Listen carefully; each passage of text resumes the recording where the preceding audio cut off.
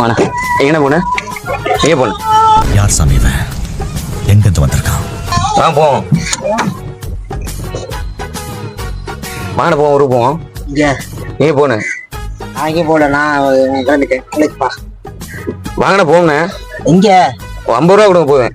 வாங்க போவோம். அது விலைக்குப்பா. வாங்க போவோம். அது விலைக்கு நான் போய்க்கிறேன்.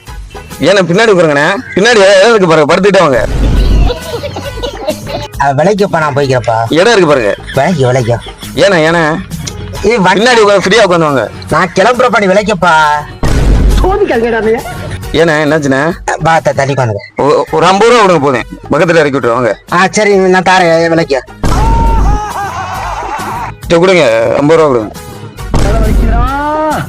தலை வலிக்குதே.